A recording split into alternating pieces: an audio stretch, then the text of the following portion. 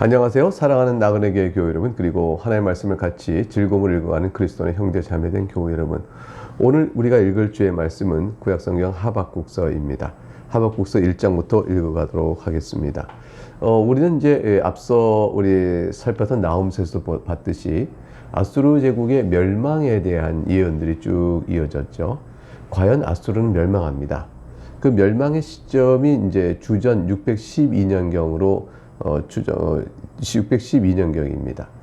그럼 이제 이 하박국은 언제 쓰여졌냐면 아수르 제국이 무너지고 아수르 제국 무너뜨린 제국으로 그 뒤에 세워지는 제국이 이제 바벨론이에요. 이 바벨론 제국이 세워지고 나서 한 5, 6년쯤 되었을 때 그때의 남쪽 유다를 향하여 주신 말씀이 이제 하박국 1장입니다. 남쪽 유다는 아수르 제국이 무너지는 것을 보고 하나님께서 역사를 주관해 가시고 과연 나훔 선지자를 통해서 주신 바대로 아수르가 무너졌구나, 이걸 알면서 그 마음에 영적인 각성과 여호와 하나님 역사를 주관하신다 생각하여 새롭게 변화되는 그런 일들이 있으면 좋겠는데, 유다는 여전히 타락해 있었습니다.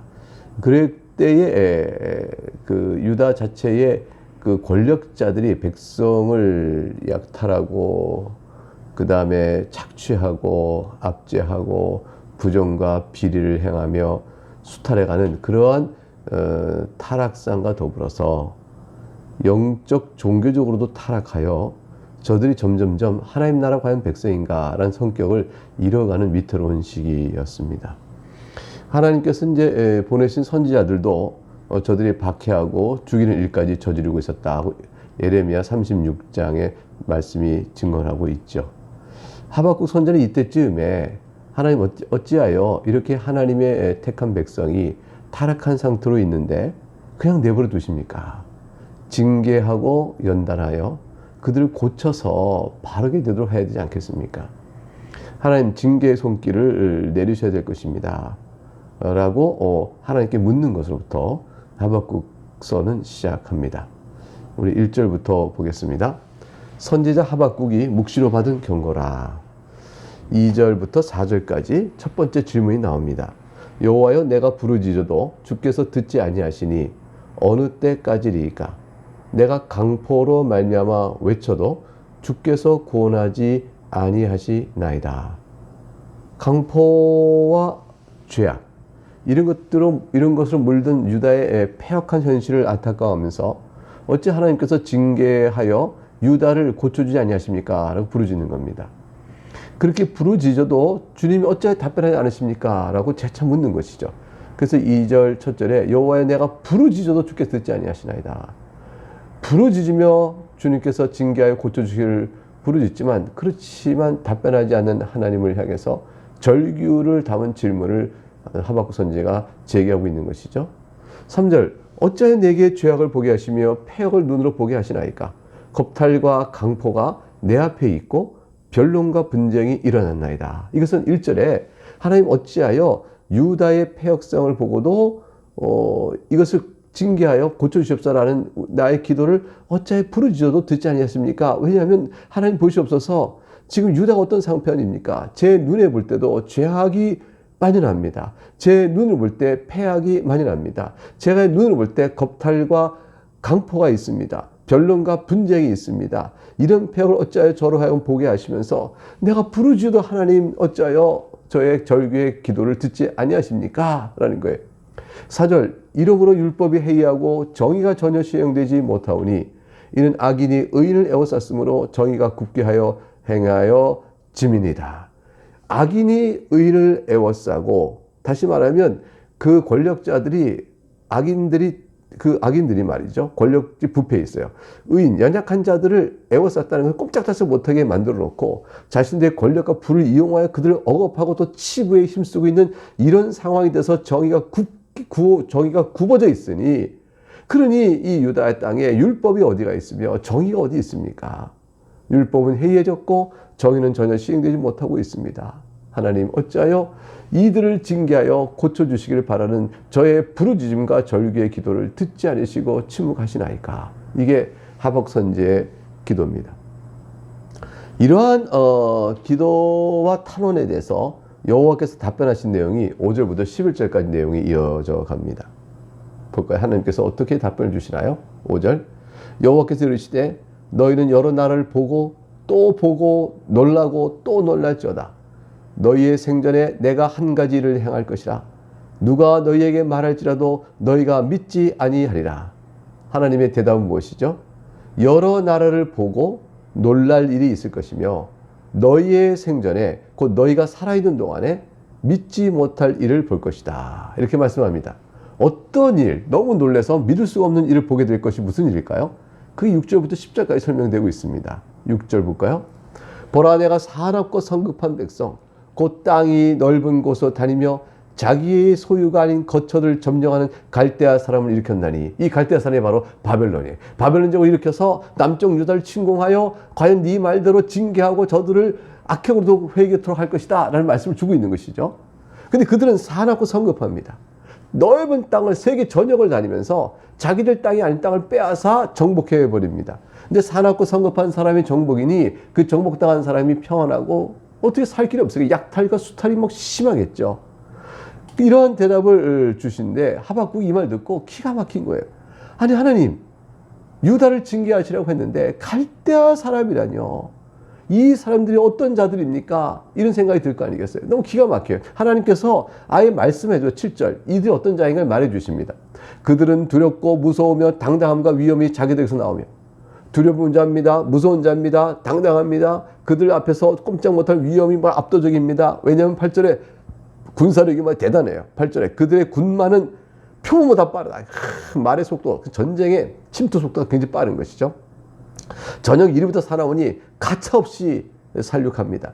그들의 마병은 먼 곳에부터 빨리 달려오는 마병이라 마치 먹이를 움켜쥐려고 확 독수리가 내리꽂듯이 나름같이 그들이 신속히 움직여서 목표지를 향해 옵니다. 전투가 그렇게 강하니까 이 소식을 듣고 적이 침투한다는 소식을 듣고 미처 수비할, 방어할 태세도 못 갖춘 채 그냥 파죽지세로 당하고 되게 맙니다. 무섭습니다. 그들은 사납고 두려운 자요. 표범처럼 빠릅니다. 9절에 그들은 다 강포를 행하러 오는데 단순히 점령이 아닙니다. 강포를 행하니까 무자비한 살육과 약탈이 있겠죠. 앞을 향하여 나아가며 사람을 잡아오기를 모래같이 많이 할 것이요. 수많은 사람을 포로로 다 끌고 내려갑니다. 모래처럼 많게 할 것이다. 그러니까 전쟁에서 승리한 저들의 강력한 세력들을 힘을 보여줘요. 포로가 막 질질질 끌려오는 거죠. 여기도 저기도 말이죠. 다 노예로 쓰겠죠. 10절 왕들을 멸시하며 각 나라 바벨론 제국부터 나라마다 조그만 나라들이 있을 거 아니야. 조그만 나라들 왕들이 있을 텐데 왕인이 하고 자기를 여기 있는데 그들을 침범해서 왕들을 멸시하며 너희가 왕이냐? 방백들을 조사하며 너희가 방백이냐? 이것을 나라라고 할 것이냐? 바벨론이 그냥 쳐버리는 것이죠. 모든 견고한 성들을 비웃고 흉복을 쌓아 그것을 점령할 것이라. 견고한 성읍을 견고하고 방어해봐야 조롱거리가 됩니다. 흉복을 쌓아가지고 그것을 다 쳐서 부서뜨릴 것이라고 말합니다. 11절 그들은 자기들의 힘을 자기들의 신으로 삼는 자들이라. 자기들의 힘을 자기들의 신으로 삼을 만큼 얼마나 강력했는가를 보여주고 있죠. 이에 바람같이 급히 뭐라? 지나치게 행하여 범죄하리라. 지나치게 과하게 행동하죠. 정복을 해도 인륜의 일정한 수준이 있는데 그들은 무자비한 살육과 강포를 행하니 악을 쌓아가는 것입니다. 이런 자들을 들어서 하나님께서 유다를 침공케 하겠다. 이를 들어서 유다를 징계하시겠다 하니 하박국이 울부짖는 답을 들었는데 이 답을 들은 하박국이 만족했을까요? 너무나 두려운 답을 들은 거예요. 아니 하나님 갈대아 사람이라니요.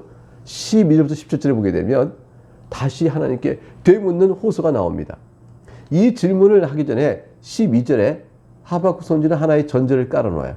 하나님과 이스라엘과의 언약적 관계입니다. 12절 볼까요? 선지자가 이르되 여호와 나의 하나님 나의 거룩한 이시여 주께서는 만세전부터 계시지 아니하시나이까 우리가 사망에 이르지 아니하리이다.